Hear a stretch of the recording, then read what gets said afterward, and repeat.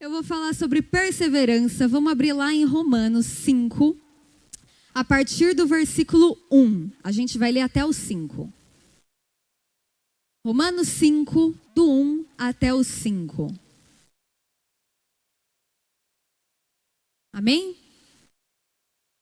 Pode colocar na versão NVT, que eu vou pregar na NVT a palavra toda.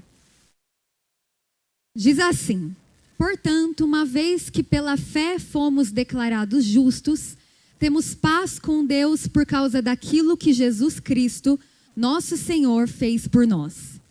E foi por meio da fé que Cristo nos concedeu essa graça, que agora desfrutamos com segurança e alegria, pois temos a esperança de participar da glória de Deus. E também nos alegramos ao enfrentar dificuldades e provações, pois sabemos que contribuem para desenvolvermos perseverança. E a perseverança produz um caráter aprovado, e o caráter aprovado fortalece nossa esperança. E essa esperança não nos decepcionará, pois sabemos quanto Deus nos ama, uma vez que Ele nos deu o Espírito Santo para nos encher o coração com seu amor. Amém, galera? Se alguém puder colocar o padzinho aqui de fundo, por gentileza, para gerar para inspirar a gente aqui. Gente, é o seguinte, a gente vai falar hoje sobre perseverança no quesito da nossa fé. Perseverança na fé. Eu acredito que todos aqui, né? Quem já está aqui conosco ou já é convertido há pelo menos um ano, em algum momento da vida precisou perseverar. Em algum momento desse um ano, em alguma fase você sentiu parece que não é tão fácil como no início, sabe? Todo mundo, em algum momento, se passou um ano e você ainda não chegou nesse momento, ainda vai chegar. O momento onde você precisa perseverar, porque aquilo não está natural, está difícil. Está difícil, chega uma hora que vem uma dificuldade, vem um sentimento e vem uma tentação. E para permanecer na fé, para permanecer com Jesus, você precisou tomar uma decisão de continuar em meio à dificuldade. Quando a gente se converte, quando a gente conhece Jesus pela primeira vez, é o famoso primeiro amor, né? Tudo é muito lindo nessa fase. Nossa, eu estou sentindo uma paz que eu nunca senti. Parece que eu encontrei o que a minha alma sempre esperou, igual aquela música, né? Tu és. Eu encontrei realmente o que a minha alma precisava. Parece que eu realmente encontrei a vida que eu quero viver. E você sente a presença de Deus pela primeira vez e é algo maravilhoso. E você começa a querer só sentir aquilo. Então você começa a se intensificar em viver experiências com Deus. E aí você conhece a galera da igreja. E parece que é todo mundo muito legal, todo mundo perfeito, todo mundo te abraça, fala seja bem-vindo, é o boas-vindas. E você conhece uma célula e você começa a se sentir parte dessa célula. Essa é a ordem natural das coisas, né?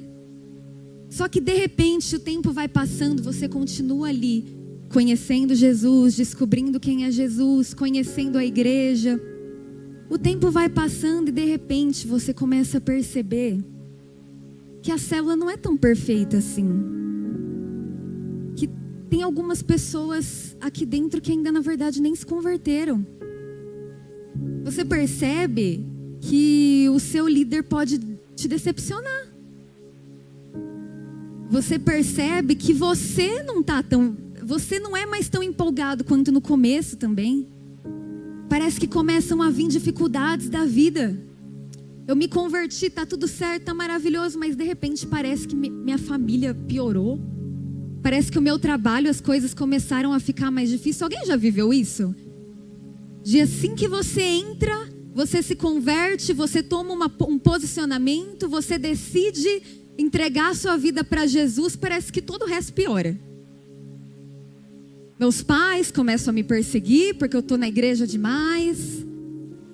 O meu trabalho, eu fui demitido, ou estão me perseguindo lá no trabalho também. Começam a vir dificuldades atrás de dificuldades. E ao mesmo tempo na igreja também não está tudo tão perfeito quanto eu achei que era. Mas beleza, eu decido perseverar. Não, eu encontrei Jesus, eu preciso continuar. Eu preciso continuar, eu não posso deixar o que eu encontrei. As tentações que você tinha antes ainda estão fortíssimas ali. Aquele pecado que você cometia ainda está fortíssimo. Aparece aquela pessoa bem na hora na sua vida que sempre te tentou. Bem na hora ela aparece. As coisas começam a acontecer para te tirar do caminho. Mas você continua. Você continua e você continua conhecendo Jesus. Até que você chega num nível de maturidade. E aí você fala, nossa, acho que eu vou entrar no ministério. E aí você começa a se enxergar fazendo as coisas para Jesus aqui, né? Você começa a se enxergar no louvor. Você começa a se enxergar pregando. Você quer ajudar em alguma coisa. Você quer, sabe? E você entra de fato. Tem gente que entra até demais. Entra em 5 de uma vez. E começa, e não, eu vou trabalhar para Jesus. Muito top, muito top. Mas ali naquele ministério você também começa a enfrentar dificuldades. Você já não está mais numa fase onde o pecado é tão tentador assim. Você já não está mais numa fase onde você fica pensando, ai, será que eu vou na GP hoje? Eu vou na célula? Não. Você já está numa fase que isso já não é mais, nem passa pela sua cabeça. Eu vou. Esse é o mínimo, eu vou. Mas agora você está naquela fase que aquele ministério que você está, aquele chamado que você sentia que você tinha tanto, parece que não está indo como você gostaria. Nesse meio tempo eu percebi que eu tenho um chamado por evangelismo.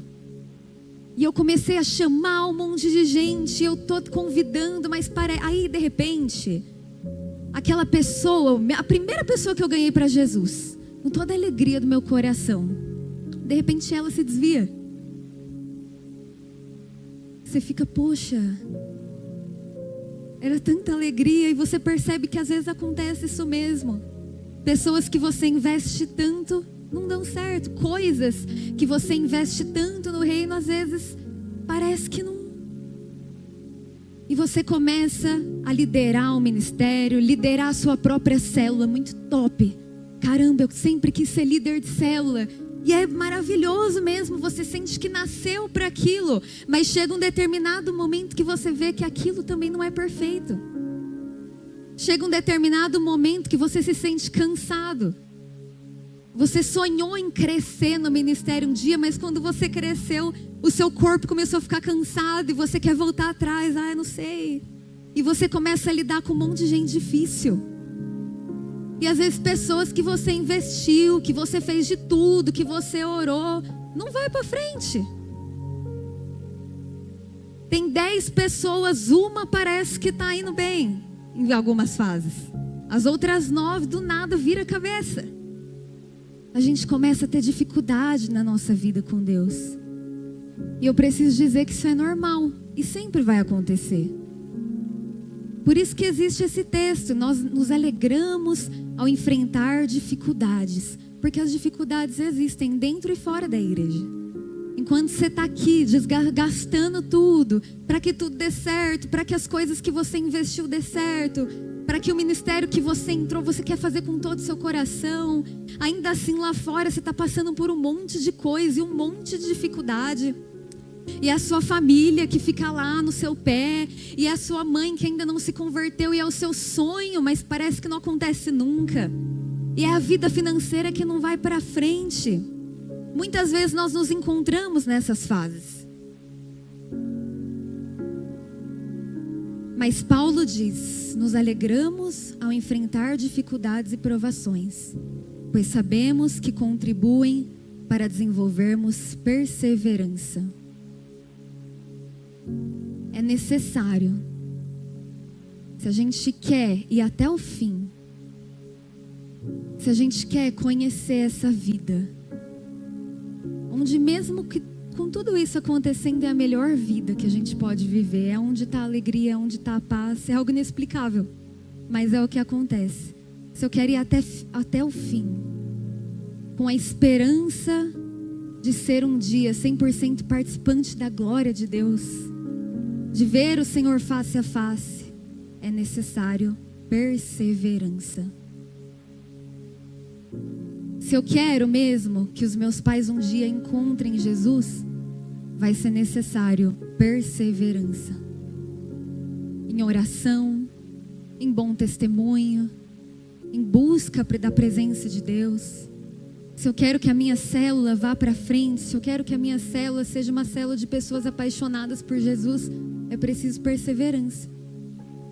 Se eu quero operar tanto naquele chamado que eu sinto que eu tenho, eu sou mestre, eu sou evangelista, eu sou apóstolo, eu sou seja lá o que for, eu sinto que Deus me chamou para algo, vai ser necessário perseverança.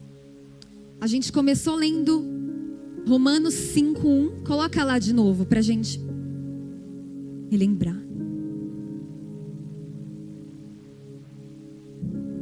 Então, uma vez que pela fé fomos declarados justos, temos paz com Deus por causa daquilo que Jesus Cristo, nosso Senhor, fez por nós. Aí.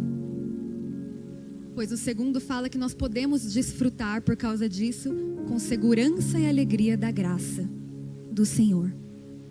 E paz com Deus, né? Acho que todo mundo aqui já deve ter escutado esse nome, paz com Deus. É muito importante que a gente entenda o que é isso, né?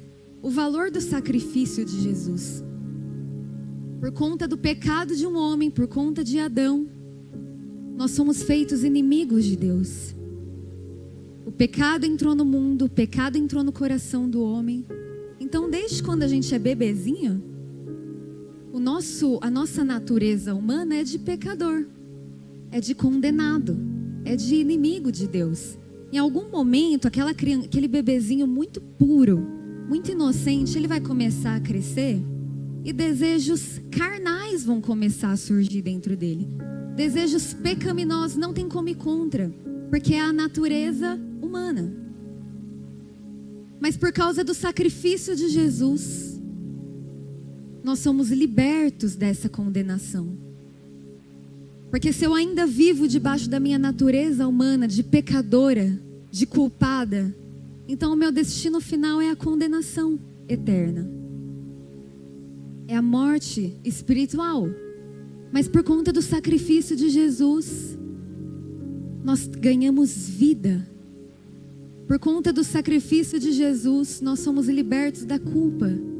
Por conta do sacrifício de Jesus, nós temos a promessa de que um dia veremos Ele face a face, seremos participantes da glória de Deus. Não somos mais condenados, não precisamos mais viver como escravos do pecado, porque de fato não somos. E essa nova natureza é o que me possibilita ter comunhão com Deus. É o acessar a presença de Deus e ter as experiências que a gente tem. E conhecer essa presença gloriosa de Deus. É muito boa essa vida. Mas para que isso acontecesse foi necessário um sacrifício. Para que isso acontecesse foi necessário que Jesus Cristo, nosso Senhor, morresse numa cruz. Valeu a pena. Mas mesmo Jesus, para chegar até esse sacrifício, durante a vida de Jesus, ele precisou perseverar.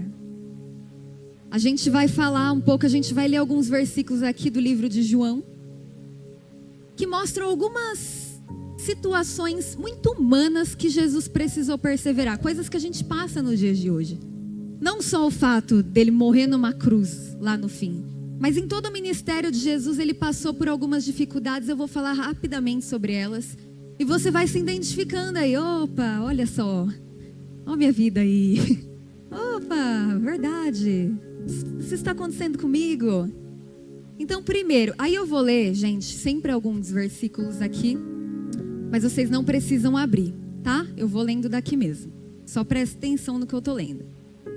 Então, primeiro de tudo, olhando para a vida de Jesus, nós sabemos que ele precisou perseverar em meio a uma forte perseguição dos líderes judeus em todo o seu ministério. Quem concorda aqui? Quem lembra dessa parte? A gente vê uma retaliação dos fariseus. Jesus não podia fazer nada.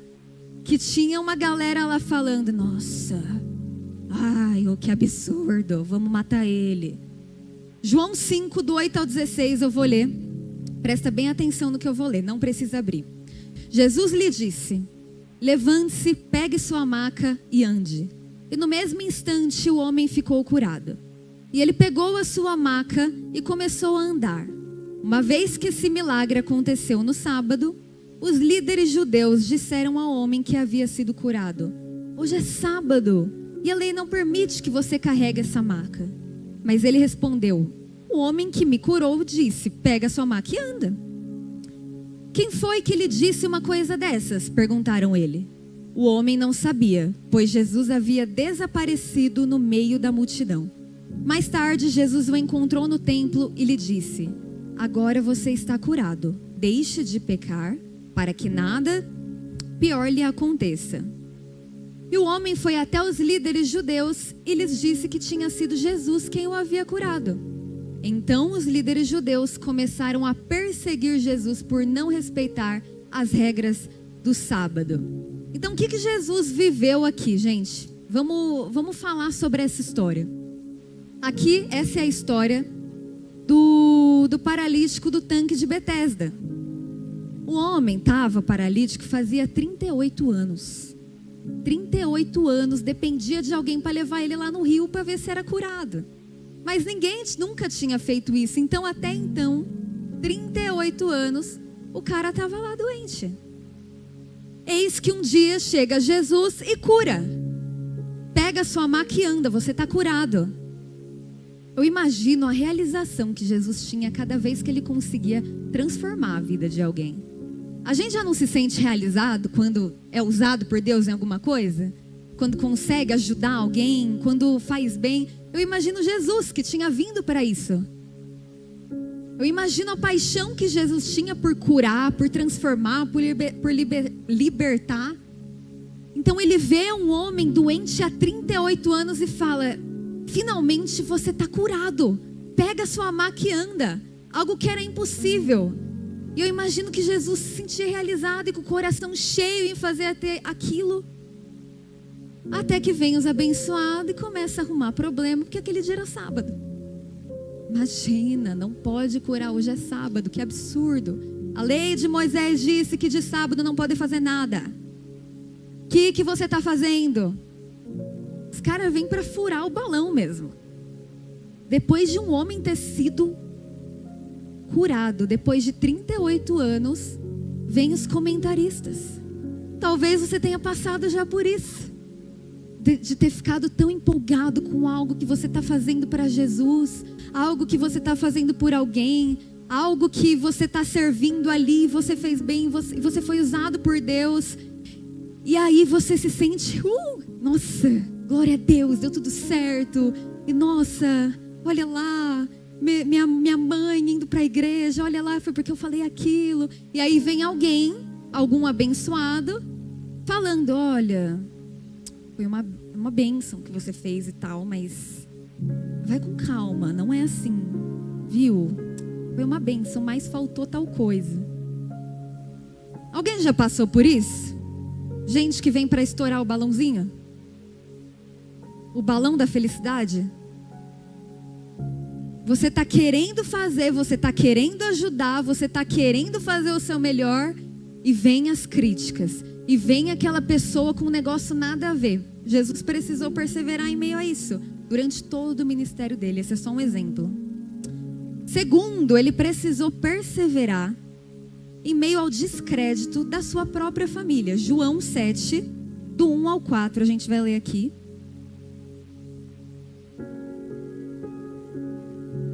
Perdão. Não, vai esse, depois eu falo outro. João 7, do 1 ao 4, fala assim: depois disso, Jesus viajou pela Galileia. Queria ficar longe da Judeia, onde os líderes judeus planejavam a sua morte. Logo, porém, chegou o tempo da celebração judaica, chamada Festa das Cabanas. E os irmãos de Jesus lhe disseram: saia daqui e vá à Judeia, onde os seus seguidores poderão ver os milagres que realiza. Porque você não vai se tornar famoso e se esconder dessa forma. Se você pode fazer coisas tão maravilhosas, mostre-se ao mundo, pois nem mesmo os seus irmãos criam nele. Então aqui está falando, Jesus viajou para Galileia, não queria ficar lá na Judeia, onde os líderes planejavam a sua morte, a Bíblia fala que os irmãos de Jesus chegam falando: opa, quer ser famoso? Quer mostrar o que você faz? Vai para lá. Aqui você não vai conseguir ser famoso. E a Bíblia fala que os irmãos não criam nele. Por isso esse tipo de comentário.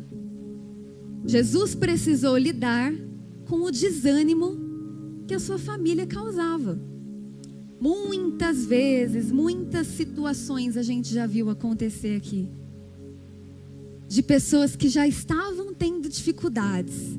Estavam ali tentando, não, eu quero permanecer, eu quero ficar firme com Jesus. E o que tornava mais difícil ainda era a família. O que você está fazendo? Está na igreja demais. Está pouca a sua família. Vai lá no culto, mas vai com quem? Não, com essa pessoa não. Viu? Ó, pelo amor de Deus, estuda a igreja agora. Ah, vai na igreja, mas faz isso, isso e isso. Lá você deve ser o perfeito. Aqui dentro de casa é isso aí. Muitas vezes essas coisas acontecem da própria família te desanimar. Naquele momento que você está precisando de um apoio, naquele momento que você está, ô Senhor, tudo acontecendo ainda para ajudar a sua própria casa, ela desacredita de você também. Isso foi algo que Jesus precisou enfrentar. Quarto, Jesus precisou lidar com a traição. Gente, eu estou falando a ordem tudo errado aqui, meu Deus. Terceiro. João, nossa, mas eu fiz alguma coisa. Ah, tá, é que eu mudei a ordem. João 6, do 60 ao 68. Vamos para o terceiro. Jesus precisou lidar com o abandono de alguns dos seus discípulos. Então, do 60 ao 68 fala assim: muitos de seus discípulos disseram: sua mensagem é dura, quem é capaz de aceitá-la? Jesus, sabendo que seus discípulos reclamavam, disse: isso os ofende? Então o que pensarão se virem o Filho do Homem subir ao céu, onde estava antes? Somente o Espírito dá vida. A natureza humana não realiza coisa alguma, e as palavras que eu lhes disse são Espírito e vida. Mas alguns de vocês não creem em mim, pois Jesus sabia desde o princípio quem não acreditava nele e quem iria traí-lo. E acrescentou: por isso eu disse que ninguém pode vir a mim, a menos que o Pai o dê a mim. E nesse momento, muitos de seus discípulos se afastaram dele e o abandonaram. Então Jesus se voltou para os 12 e perguntou: vocês também vão embora? E Simão Pedro respondeu: Senhor, para onde iremos? Só o Senhor tem palavras de vida eterna. Então a Bíblia fala aqui que Jesus tinha os seus discípulos, mas alguns discípulos começaram a questionar a mensagem. Sua mensagem é dura demais, quem que pode suportar? E resumindo, muito do resumido do que a gente leu, a Bíblia fala que então alguns discípulos o abandonaram. Então Jesus precisou lidar com o abandono de seus próprios discípulos. Pessoas que confiavam em Jesus, pessoas que pareciam que seriam fiéis a Ele, pessoas que pareciam que estavam de olho, que estavam realmente acreditando naquilo que Ele estava falando. Entre tantas perseguições, entre tantas descrenças, agora também estão abandonando Jesus. Pessoas que talvez ele tenha até acreditado, estão abandonando Jesus. Ele precisou perseverar em meio ao abandono. Talvez você esteja precisando perseverar em meio ao abandono de pessoas que você achava que seriam fiéis a você. Amigos da igreja, ovelhinhas da sua célula. Muitas vezes nós precisamos perseverar em meio ao abandono. Em quarto, Jesus precisou lidar e perseverar com a traição do seu próprio discípulo. João 13, 21. Quando Jesus diz: um de vocês vai me trair, falando para os 12. Judas Iscariotes era um dos 12 discípulos. Não era qualquer discípulo. Judas era aquele cara que andou com Jesus mesmo. Os 12 eram os top. Judas foi um homem que Jesus não acreditou, né? Jesus cuidou. Jesus tomou como seu amigo, como seu filho. Jesus investiu tempo em Judas. Jesus investiu amor em Judas. Um discípulo que lá na frente entregaria Jesus.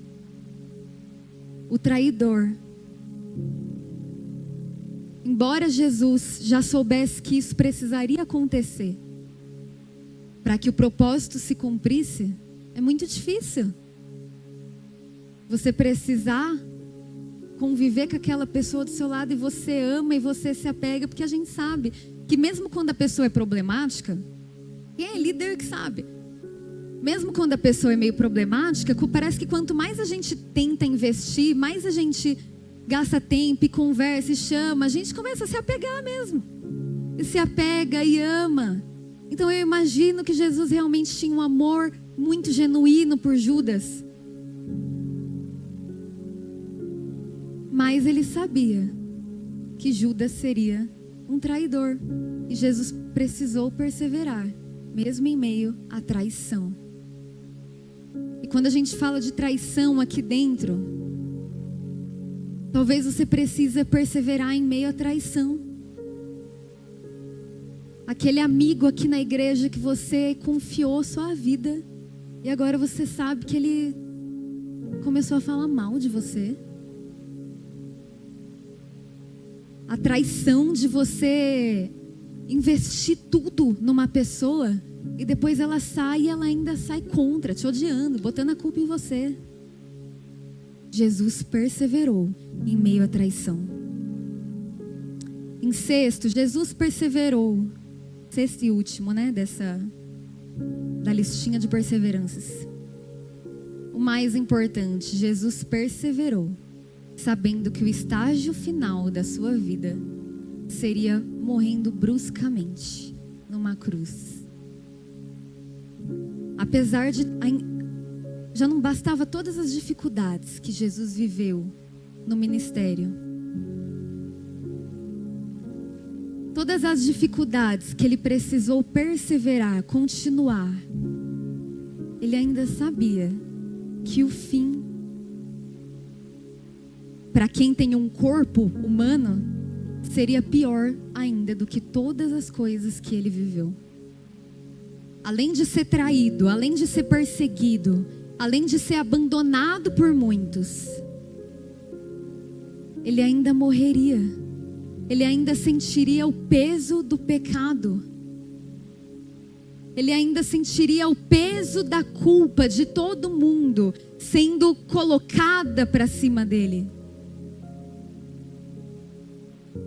Jesus perseverou.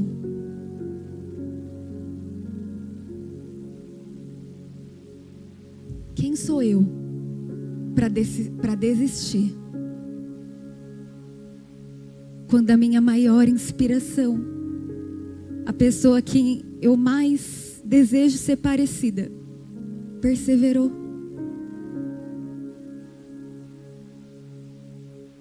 É muito compreensível que você, que eu, queiramos, não sei se essa palavra existe, desistir em algumas circunstâncias. É compreensível muitas vezes o desgaste emocional que nos faz querer parar. As decepções que nos levam a quase tomar uma decisão que não é a vontade de Deus. Mas apesar de ser compreensível, nós não temos desculpas. Nós não temos desculpas e não temos motivos suficientes para desistir. Essa perseverança, ela se enquadra em vários aspectos da nossa vida, como eu disse. Às vezes você está numa fase que você precisa perseverar mesmo no começo. Está nessa fase onde as tentações, o mundo ainda é muito atraente. Onde parece que minha vida é muito mais legal lá fora. Lá eu tenho mais conforto, não tem ninguém me pressionando, não tem nada me cobrando de que eu preciso ser transformada. Não, eu preciso parar de pecar, nada. Lá é uma vida de conforto, parece. Tudo me chama para voltar para aquele lugar onde eu vivia. você precisa continuar. Talvez a perseverança que você precisa ter agora é em relação ao seu ministério. As lutas, as dificuldades enfrentadas na sua célula, no ministério que você lidera ou atua. Talvez a perseverança que você precisa ter é numa pessoa. Aquela pessoa que você sabe que Deus está confiando na tua mão para que ela conheça Jesus através da sua vida. Aquela pessoa do trabalho que é muito difícil, mas você sabe que você é a única que pode mostrar Jesus para ela. Nós temos inúmeras situações para perseverar, mas em todas elas, nenhuma, a opção tem que ser desistir. Nenhuma. Por que que Jesus perseverou? O que movia o coração de Jesus? Primeiro de tudo, o amor. O amor que Jesus sentiu pelo mundo. O amor que Jesus sente por mim, por você. O amor que Jesus sentiu por aquele paralítico que fazia 38 anos que estava preso naquilo. O amor que Jesus sentiu por tanto endemoniado que ele libertava. O amor que Jesus sentiu por aqueles 12 discípulos. O amor de Jesus por mim, por você, sempre foi tão forte que desistir não era uma opção. Porque ele sabia que para salvar a mim, para salvar a você, para salvar aqueles 12, para salvar aquele paralítico, para salvar a humanidade, era necessário o sacrifício. O amor moveu Jesus a perseverar. Que mais? Senso de propósito. Vamos abrir em Isaías 53, do 5 ao 12. 53, do 5 ao 12 diz assim: Ele foi ferido por causa de nossa rebeldia, esmagado por causa de nossos pecados. Sofreu o castigo para que fôssemos restaurados, e recebeu açoites para que fôssemos curados. Todos nós nos desviamos como ovelhas e deixamos os caminhos de Deus para seguir os nossos caminhos. E no entanto, o Senhor fez cair sobre ele o pecado de todos nós. Ele foi oprimido e humilhado, mas não disse uma só palavra. Foi levado como cordeiro para o matadouro, como ovelha muda diante dos tosqueadores, e não abriu a boca. Condenado injustamente, foi levado embora. Ninguém se importou dele morrer sem deixar descendentes, da sua vida ser cortada no meio do caminho. Mas ele foi ferido mortalmente por causa da rebeldia do meu povo. Não havia cometido nenhuma injustiça e jamais havia enganado alguém. Ainda assim, foi sepultado como criminoso, colocado no túmulo de um homem rico. Fazia parte do plano do Senhor. Presta atenção nessa parte. Fazia parte do plano do Senhor esmagá-lo e causar-lhe dor. Quando, porém, sua vida for entregue como oferta pelo pecado, ele terá muitos descendentes, terá vida longa e o plano do Senhor prosperará em suas mãos. Quando ele vir tudo o que resultar de sua angústia, ficará satisfeito. E por causa de tudo que meu servo justo passou, falando de Jesus, ele fará que muitos sejam considerados justos, pois levará sobre si os pecados deles. E por último, eu lhe darei as honras de um soldado vitorioso, pois ele se expôs à morte. Foi contado entre os rebeldes, levou sobre si a culpa de muitos e intercedeu pelos pecadores. Até aí. O que movia o coração de Jesus era o propósito. Esmagado, moído, ferido, para que a nossa culpa fosse retirada, para que os nossos pecados fossem perdoados, para que as nossas feridas fossem saradas. Jesus sabia que ele precisava perseverar para que tudo isso acontecesse. senso de propósito. Por que que nós não devemos desistir? Primeiramente, por amor. Assim como Jesus, primeiramente, não desistiu de nós por amor, nós não vamos desistir da fé e do caminhar com Ele, porque nós precisamos e queremos devolver esse amor. E talvez você me diga: Raquel, mas eu não amo o suficiente, eu acho. Eu não tenho esse amor todo por Jesus, a ponto de aguentar isso aqui, a ponto de não desistir, a ponto de ficar aqui, não sei nem o que eu estou fazendo aqui, eu não amo. E eu te digo, se você ainda não ama, é porque você precisa conhecer Jesus. Falta o conhecimento.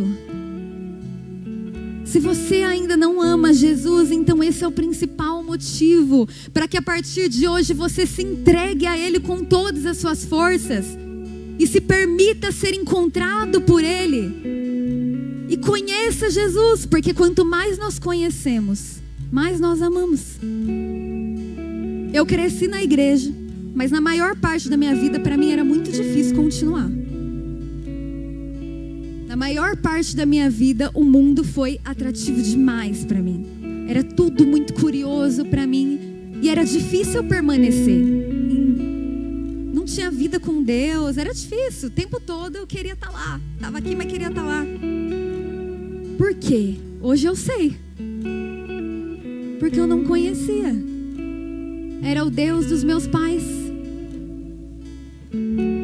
Eu não abria minha Bíblia.